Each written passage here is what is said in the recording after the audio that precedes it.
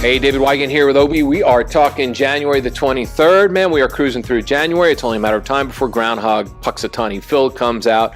And the next thing you know, we're heading to spring. And before you know it, we'll be saying goodbye to 2018. You'll hear this podcast again at the end of the year. Don't say I told you so. January did not move slowly. It moved fast. How about relationships? We've been talking a lot about male-female dynamic of late because I think that's such a great topic. You know, the podcast is about reality. The podcast is not just about dating. It's about making money. It's about living a better life. It's about fitness and wealth. And Obi and I will talk a little bit about diet later in the week because I think it's really important because this man is a fucking master.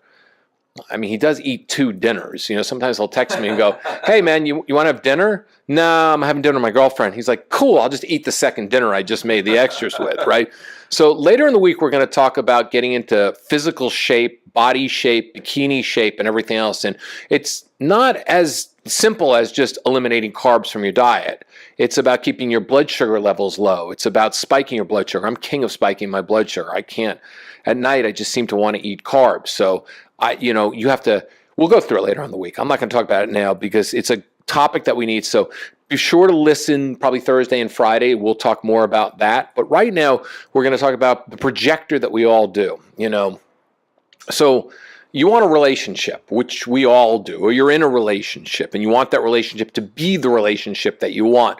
Because we all either have a list or we have a wish list or we have a vision of what we want. And what we do is we go into a relationship projecting. Because think about, Obi, right? I mean, how does it really feel to sit around and swipe? I hate it. It feels like you're not really meeting anybody this way. You're just kind of looking at pictures and making up images in your head about what things could be, but it's not real. Okay. You just set it right on the button. All right. If you think about what we do, we stare at our phones 24/7. We look at images, right? We go and we buy clothes online and we look at images of the clothes, right? We look at houses and the way it should be decorated. We're looking at images. We look at Imageagram, Instagram for all the rest of you, but we look at Imageagram and we're looking at images, right? We're not looking at words anymore, okay? We're looking at copy underneath every single thing that's going on out there. If you think about it, everything has well-written copy. So you're a woman or a man and you're on Bumble and you see images and then you look at the, 150 words or less, profile, and it's all well-written copy that gets you excited about the image that you see. So immediately we're planting a seed in our head.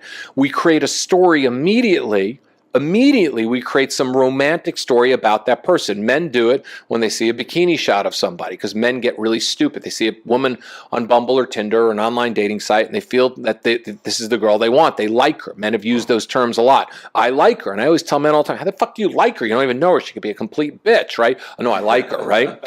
Women read online profiles. It's been proven. I know because I have written online profiles and I've seen women come back and reread my profile over and over again by seeing how many times they visited my profile, right?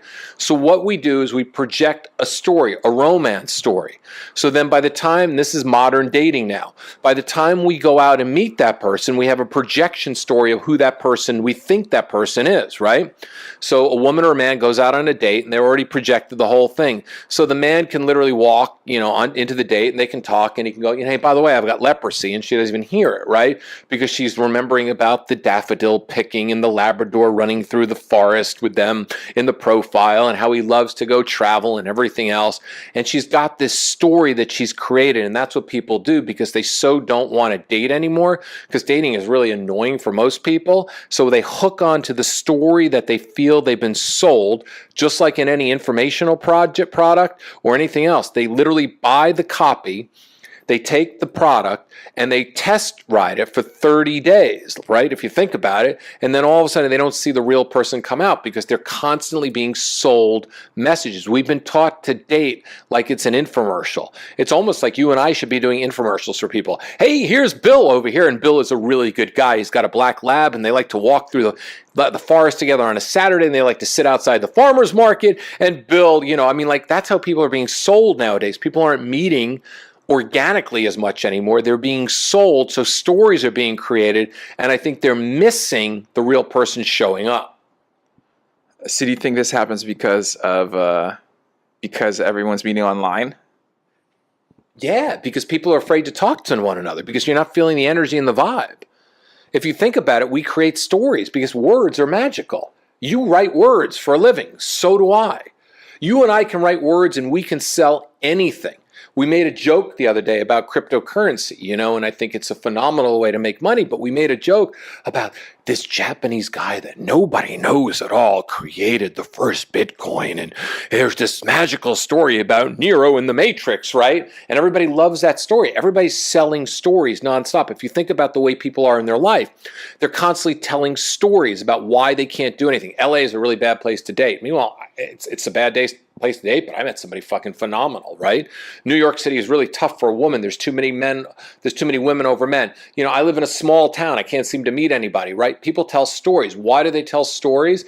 Because stories help them get through their life. It makes their life easier every single day to not have what they want. And then they also feel like eventually they'll meet the person who fits the story. And they miss it because the stories are just triggers. They really are. You're dating somebody and she tells this great story and you think it's this great story and you read about it online and all of a sudden you're like, yes, this is the one. It's the fucking story. We're not organically meeting enough, so we're buying the hype and we're not listening to the fucking meat that's actually being presented. I mean, I can see that. I actually like what you said about stories making things easier. I mean, you think about it, we do use stories that way, even like outside of dating. Like watch stories on the big screen for entertainment.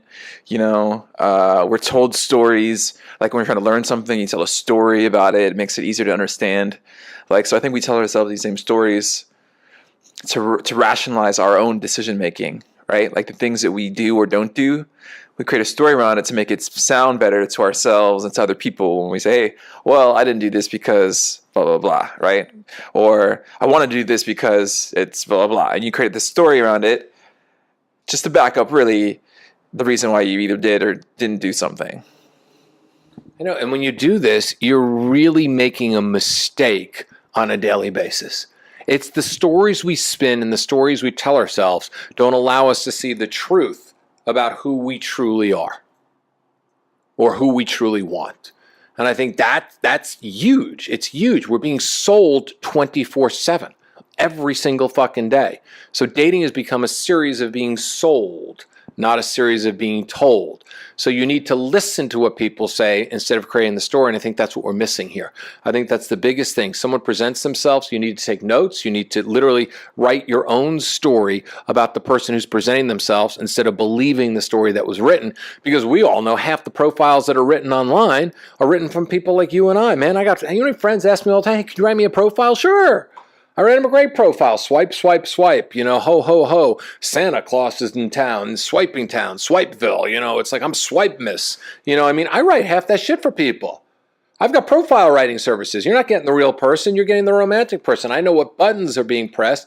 And if you think about it, the best salesmen in the world know how to write all the buttons. So you need to see the person presenting themselves to you. You need to open your eyes and close your mind and literally allow everything to come in as it's new information. I can dig that. DavidWygant.com. I'm out, man. This is under 10 minutes today. Stories.